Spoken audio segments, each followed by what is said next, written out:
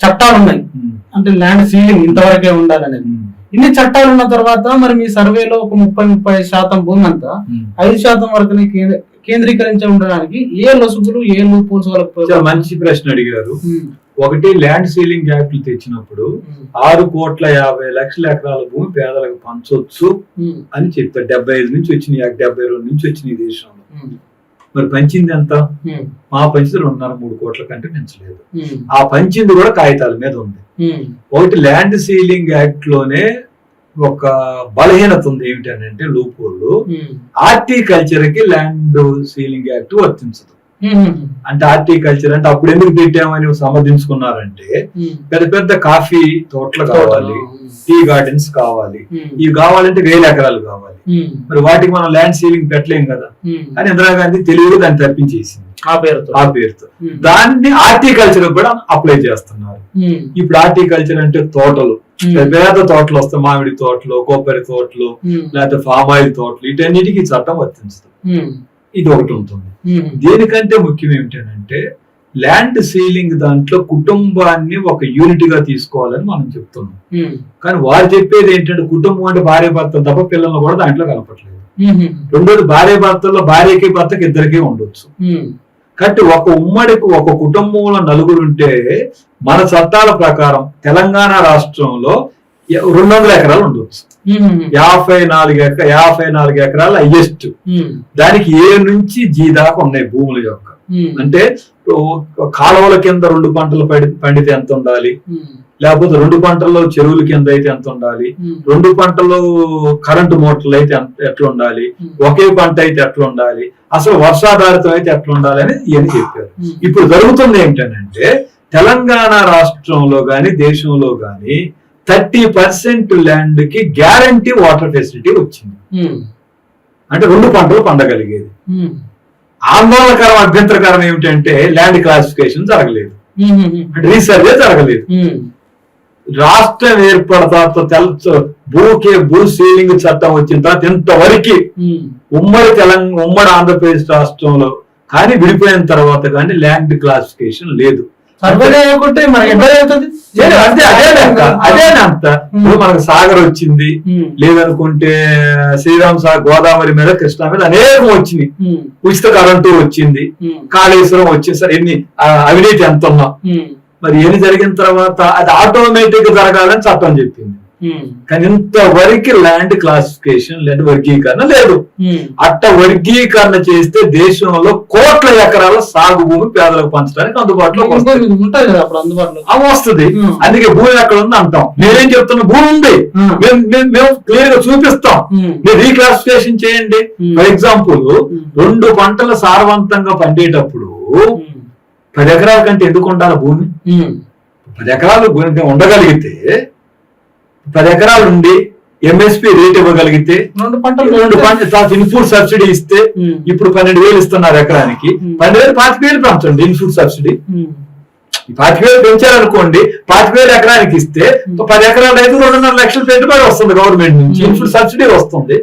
Plus మొత్తం ధర ఇచ్చారనుకోండి, రైతు పెట్టిన ఖర్చు 50% కలిపితే ఆ కుటుంబం సుఖవంతమైన జీవితాన్ని గడపవచ్చు 10 ఎకరాలు పెంచడానికి. అంతే, అది మేము అడుగుతుంది. రెండోది ఏంటి, 30 ఎకరాలు ఎడారిగా ఉన్నప్పుడు ఉంది, 20 ఎకరాలు ఉంది, పంట సాగు వచ్చిన మన కాలంలో వచ్చిన తర్వాత 20 ఎకరాలు సాగు అవుతున్న రైతుకు 15 ఎకరాల నుంచి 5 ఎకరాలు తీసుకొని పేదలకు పంచండి. ఇప్పుడు రైతు ఇవ్వడానికి కూడా సిద్ధపడాలి కదా. ఏమి పంట పండకుండా 20-30 ఎకరాలు రాయలసీమ జిల్లాల్లో, ఉత్తర తెలంగాణ జిల్లాల్లో పడవగా ఉన్న రోజుల్లో, అదే మహబూబ్నగర్ జిల్లా, రంగారెడ్డి జిల్లా, లేకపోతే మన ఆదిలాబాద్ జిల్లా, మెదక్ జిల్లాలో ఏ పంటలు, వరంగల్లో ఇప్పుడు మంచి పంటలు పండుతున్నాయి. మరి 30 ఎకరాలు రైతు 10 ఎకరాలు ఎందుకు తీసుకోకూడదు? 20 ఎకరాలు ఉంచండి. ఎందుకంటే ఏం పంట పండినప్పుడే 30 ఉంది, ఇప్పుడు పంట పండుతుంది కదా. ల్యాండ్ డెవలప్మెంట్ అని మీరు అభివృద్ధి కోసం భూములు తీసుకుని ఒక కండిషన్ పెట్టండి. 10 ఎకరాల పైగా ఉన్న ప్రతి రైతు కనీసం 2 ఎకరాలు 2% మీ ల్యాండ్ లో భూమి మేము తీసుకుంటాము, మేము నీళ్ళు ఇస్తాం, అలాగే ఇన్పుట్ పెట్టుబడికి రాయితీ ఇస్తాం, ఎంఎస్పీ ఇస్తాం, రైతులు కూడా సిద్ధంగా అవుతారు. అది లేదు. సో కాబట్టి భూమి సాగులోకి వచ్చిన తర్వాత కూడా భూసీలింగ్ చట్టంలో ఉన్నటువంటి ముఖ్యమైన వాటిని అమలు జరిపి రీక్లాసిఫికేషన్ చేయట్లేదు. ఇప్పుడు నేను మిమ్మల్ని ఇంకో ప్రశ్న మిమ్మల్ని నేను అడుగుతున్నాను, బాగా అభివృద్ధి జరిగింది, ఇప్పుడు ఫ్యాక్టరీలు మూతపడుతున్నాయిగా, ఎందుకు కంపెనీలు మూతపడుతున్నాయి? కార్ల కంపెనీలు మూతపడుతున్నాయి, టీవీల కంపెనీలు మూతపడుతున్నాయి, 10 లక్షల కంపెనీలు మూతపడ్డాయి. ఎందుకని? ఆఫ్టర్ కోవిడ్ తర్వాత సిమెంట్ మూతపడుతున్నాయి, బట్టల మిల్లు మూతపడుతున్నాయి, చిన్న చిన్న అన్ని మూతపడతాయి. ఎందుకు అంటే ప్రజలందరికీ డబుల్ బెడ్రూమ్లు ఉన్నాయా? ఇప్పుడు ఆయన చెప్తున్నారు కదా, మా పొంగులేటి శ్రీనివాసరెడ్డి గారు 20 లక్షల మందికి మేము డబుల్ బెడ్రూమ్ అంటే 20 లక్షల మంది మీ లెక్క ప్రకారం, మా లెక్క ప్రకారం 35 లక్షల మంది తెలంగాణలో పర్మనెంట్ ఇల్లు లేని వాళ్ళు ఉన్నారు, పర్మనెంట్ డబుల్ బెడ్రూమ్ లేని వాళ్ళు ఉన్నారు కదా. ఎందుకని? ఇప్పుడు డబుల్ బెడ్రూమ్ నేను కట్టగలిగితే ఎంత సిమెంట్ కావాలా, ఎంత ఐరన్ కావాలా, వాళ్ళకి ఉద్యోగాలు వస్తే అందరూ పెద్ద టీవీలు కొంటే, అందరూ కార్లు కొంటే, అందరూ ఏసీలు కొనగలిగితే, ఫ్రిడ్జ్లు కొనగలిగితే, కొనుగోలు శక్తి ఉంటేనే కదా ఎంప్లాయ్మెంట్ జనరేట్ అయ్యేది.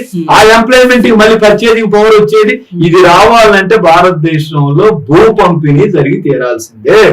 ఇది మేము చెప్పేదే కాదు. జపాన్ లో ఏం జరిగింది, లేదా ఆసియా దేశాల్లో ఏం జరిగింది, ఈవెన్ చైనాలో ఎందుకు జరుగుతుంది ఇప్పుడు అభివృద్ధి, లేదా ఫ్రాన్స్ గురించి మనం చెప్తున్నాం.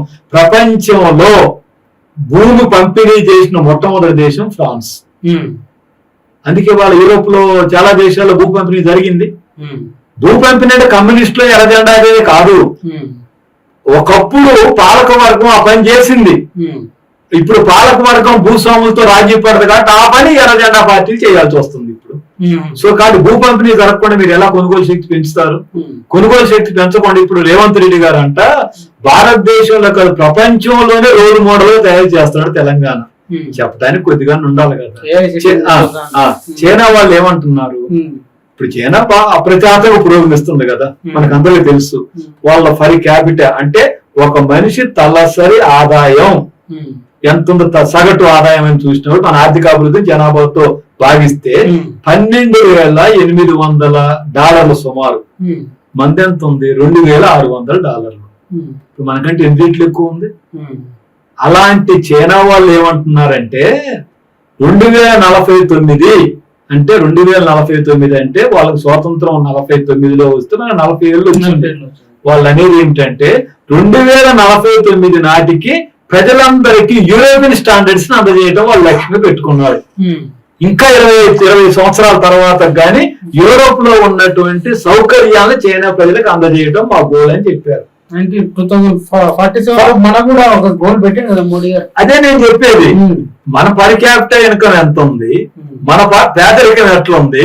మనది ఇప్పుడు వరల్డ్ బ్యాంక్ వారు ఒక లెక్క తీశారు. ఏం లెక్క తీశారు? రోజుకి 50 నుంచి 100 రూపాయల ఆదాయం ఉన్నటువంటి వాళ్ళు ఒక లెక్క, పైగా ఉన్నటువంటి వాళ్ళు, కింద ఉన్నటువంటి వాళ్ళు 50 నుంచి 100 రూపాయలు కూడా వినియోగం చేయనటువంటి వాళ్ళు 10% ఉన్నారు. అంటే 14 కోట్ల మంది ఉన్నారు. 14 కోట్ల అంటే సగం యూరోప్ జనాభాకి మించి మన దగ్గర ఉన్నారు. ఇజ్రాయెల్ జనాభా ఎంత? కోట్లోపు, 94 లక్షలు. లేదనుకుంటే జర్మనీ జనాభా ఎంత, జపాన్ జనాభా ఎంత, యూకే జనాభా ఎంత, అన్ని కలిపినా 14 కోట్లు ఉండదు. 14-20 కోట్ల జనాభా. అమెరికా జనాభా 34 కోట్లు కదా. అంటే యూరోప్ లో సగం జనాభా భారతదేశంలో రోజుకి 100 రూపాయల లోపు కూడా ఖర్చు వినియోగం చేయలేని వాళ్ళు ఉన్నారు. మీరు ఎట్లా తీసుకొని వస్తారు? రేవంత్ రెడ్డి గారు ఎట్లా పైకి తీసుకొని వస్తారు? ఇవాళ భారతదేశంలో 17% కట్టిక దరిద్రులు ఉన్నారని నీతి ఆయోగం చెప్పింది గుజరాత్ రాష్ట్రంలో. తెలంగాణలో 14% ఉన్నారు. అసలు ఆ కట్టిక దరిద్రులు లేనటువంటి రాష్ట్రం కేరళ, 0.12 అది లెక్కలోకి లేనిది. అలాంటి కేరళ వాళ్ళే చెప్పట్లే మేము ప్రపంచానికి మోడల్ గా ఉంటామని. కాబట్టి ఎప్పుడన్నా చెప్తే నమ్మేటట్లు ఉండాలండి. వలసలు ఆపండి, అందరికి తిండి పెట్టండి, అందరికి డబుల్ బెడ్రూమ్లు ఇవ్వండి. అక్కడ దాకా ఎందుకు? ఎన్నికల ఓట్లు కావాలి కాబట్టి మొన్న పోయినసారి ఒక పంటకు రేవంత్ రెడ్డి గారు 5 ఎకరాల వరకు ఇచ్చి ఇప్పుడు 15 ఎకరాలు ఎంత ఉన్నా అంత ఇస్తామని చెప్తున్నారు సాగు భూమికి. మరి మేము అడిగేది పోయిన సంవత్సరం ఎందుకు పోయిన పంటకి ఎందుకు ఇప్పుడు ఎందుకు ఇస్తున్నారు? వ్యవసాయ కూలీలా కూడా ఇస్తామని 12,000 కూలి బంధువు అన్నారు కదా. కూలీ లేదు, బంధువు లేదు. కనీస వేతనం కేరళ కంటే ప్రమాణం అంటున్నారు కదా. 1000 రూపాయలు రోజు కూలి పొందుతున్నారు. మరి మన దగ్గర 300-250 కూడా రావట్లేదు కదా. అలానే కేరళ వాళ్ళు అర్బన్ ఎంప్లాయ్మెంట్ పెట్టారు, తర్వాత తమిళనాడు వాళ్ళు కూడా పెట్టారు. రేవంత్ రెడ్డి గారిని అర్బన్ అన్ఎంప్లాయ్మెంట్ పెట్టమని చెప్పండి. మన పక్క రాష్ట్రం కర్ణాటక వాళ్ళు 11 గంటలు వర్కింగ్ అవర్స్ పెంచారు. మన పక్క రాష్ట్రం చంద్రబాబు నాయుడు గారు మోడీ గారికి ఇప్పుడు జిగ్ని ఫ్రెండ్ చంద్రబాబు పవన్ కళ్యాణ్ గారు బీజేపీకి చంద్రబాబు తేడా లేనంత మమేకం అయిపోతున్నారు. అక్కడ పని గంటలు పెంచుతున్నారు. కాబట్టి ఏమన్నా చెప్పితే అతుక్కునేటట్టు ఉండాలి, కొంచెం రియలిస్టిక్ దగ్గరగా ఉండాలి. ఎక్కడ యూరప్, ఎక్కడ మనం అంటే మనం సులకం చేసుకోవటం కాదు. వాళ్ళు 300 సంవత్సరాల ముందు పారిశ్రామిక విప్లవం వచ్చింది, ప్రపంచాన్నంతా దోసుకొని పోయి ఆ దేశాల మీద పెట్టారు, అనేక అంశాల్లో ముందున్నారు. మనం దాన్ని అధిగమించాలి, ఆ గోల్ పెట్టుకున్నాం. కానీ అధిగమించడం అంటే ఎక్కడి నుంచి మొదలు పెట్టాలి? గాంధీ గారు ఏం చెప్పాడు? గాంధీ గారు ఇవన్నీ మాట్లాడుతుంటే నాకు ఈ అంకెల సంఖ్యలు వద్దని ఆయన ఏం చెప్పాడంటే, సమాజంలో అట్టడుగులో ఉన్నటువంటి వాళ్ళ దగ్గర నుంచి డెవలప్మెంట్ లెక్కేయండి ఫస్ట్. కానీ కడాని అంబానీ డెవలప్మెంటే కనిపిస్తుంది. రేవంత్ రెడ్డి గారిని అడుగుతున్న, అందాల పోటీ ఎందుకు పెట్టారు మీరు? ఇక్కడ ఏ డెవలప్మెంట్ తీసుకొని వస్తే అందాల పోటీ? ఏం కల్చర్ మీరు నేర్పదలుచుకున్నారు? మీరు అందాల పోటీ పెట్టి మహిళలను చులకన చేసేసి మన యువకుల్ని ప్రేరేపించడానికి కదా ఇది దేనికి దారి చేస్తుంది. సో కాబట్టి ఈ రోజు భూ పంపిణీ అనేది దేశంలో అత్యంత ముఖ్యమైంది. ఆ భూ పంపిణీ జరగనంత కాలం తల కిందకి పెట్టి కాళ్ళు పైకి పెట్టి సంవత్సరాలు తపస్సు చేసినా జరిగేది కాదు. రెండోది ఏంటి, మనం సామాజిక అంశం ఉంది ఇక్కడ. దళితులు, గిరిజనులు, 15 వర్గాలు, మైనార్టీలు ఉండవు. ఇక్కడ దళితుల్ని దేవాలయాల్లోకి రానివ్వకుండా, దళితులను ఊరు బయట కల్చర్ ఉంచేసి, దళితులు చాతుర్వర్ణ వ్యవస్థ అనేటటువంటి దాని నుంచి నువ్వు అభివృద్ధి గురించి ఏం చెప్తావు? నీ అభివృద్ధి కావాలంటే కుల నిర్మూలన జరగాలి, కుల వ్యవస్థ పోవాలి, బద్దలు అవ్వాలి. అది లేకుండా అభివృద్ధి అంటే ఏమంటాం మనం? దళితుల్లాగా ఉంచి అభివృద్ధి అంటే ఇదేం అభివృద్ధి అంటాం మనం? రేవంత్ రెడ్డి గారు ముఖ్యమంత్రి అయిన తర్వాత అంటరానితనం మీద ఒక క్యాంపెయిన్ తీసుకున్నారా? అందాల పోటీ మీద ఉన్న ఆసక్తి అంటరానితనం పోగొట్టడం మీద లేదు. అదాని అంబానీ మీద ఉన్నటువంటి ఆసక్తి అంటరానితనాన్ని నిర్మూలించడం మీద, కుల వ్యవస్థ మీద లేదు. మోడీ గారి మీద మాకేం నమ్మకం లేదండి. ఎందుకంటే అది వారి భావజాలమే చాతుర్వర్ణ వ్యవస్థ భావజాలం, మనువాద భావజాలం, ఫ్యాసిస్ట్ భావజాలం.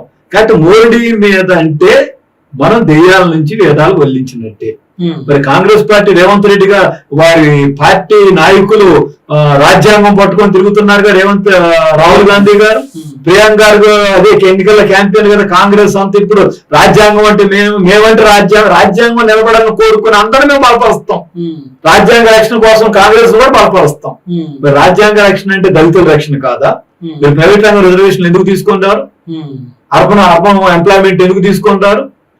లేదు నిరుద్యోగాన్ని నిర్మూలించే చర్యలు ఎందుకు తీసుకోరు? కాబట్టి ఇప్పుడు మా ముందున్న ప్రధానమైనది ఏమిటంటే, వ్యవసాయ కార్మికులు అంటే ఉత్పత్తి వర్గాలు. అంటే కార్మికులతో రైతులు, వ్యవసాయ కార్మికులు, కౌలుదారులు, వృత్తిదారులు, మేమంతా ఉత్పత్తి వర్గాలు. ఉత్పత్తి వర్గాలు ఉత్పత్తి చేస్తున్నాయి. కంపెనీల్లో కార్మికులు, గ్రామాల్లో మేము పేద రైతులు.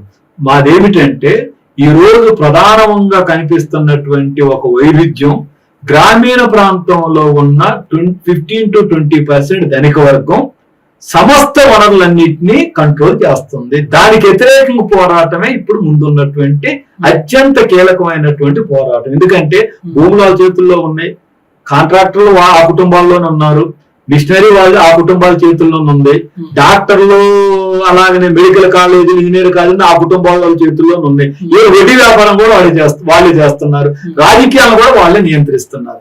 కాబట్టి వ్యవసాయ కార్మిక సంఘం గ్రామీణ ప్రాంతాల్లో మా ప్రధానమైన కేంద్రీకరణ గ్రామీణ పేదలందరినీ సంఘటితం చేసి గ్రామీణ ధనిక వర్గాన్ని ఓడించడమే మా ముందున్న ప్రధాన కర్తవ్యం.